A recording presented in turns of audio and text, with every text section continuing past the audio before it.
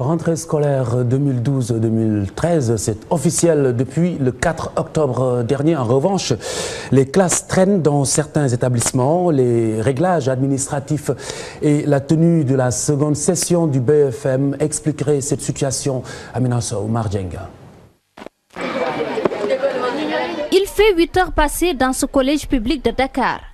Une heure qui devait trouver les élèves dans les salles de classe. Mais la rentrée programmée le 4 octobre tarde à être effective dans la plupart des écoles publiques sénégalaises. Aujourd'hui, les cours n'ont pas démarré. Les cours n'ont pas démarré parce que j'avais convoqué les élèves pour ce jour mercredi 17 et je leur avais dit que les cours allaient démarrer impérativement. Mais comme vous le constatez, ce sont les professeurs qui traînent un peu les pieds.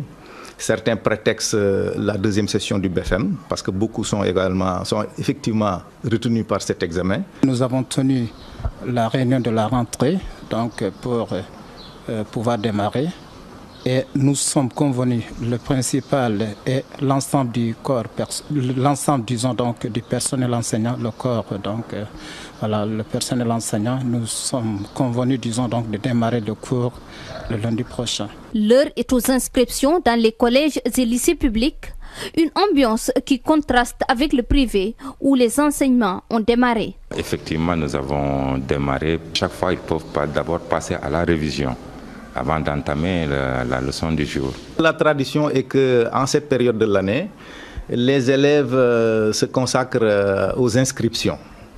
Nous venons de recevoir les listes des élèves de 6e orientés ici. Et les parents, vous le constaterez également, affluent pour inscrire leurs enfants. Les orientations ne sont sorties qu'hier, donc c'est à partir de ce matin que les gosses commencent à s'inscrire, c'est tout. La correction des copies du BFM et le retard des orientations sont en partie cause de ce retard dans le démarrage des cours. Toutefois, le principal du CM David Diop rassure. Il indique que le quantum horaire sera atteint. Le gouvernement du Sénégal entend développer les énergies renouvelables. Assurance du Premier ministre qui déplore les disparités, dit-il, entre ville et campagne au sujet du taux national d'électrification. Abdoul Mbaye, qui présidait l'ouverture à Dakar d'un colloque sur l'énergie, rencontre sous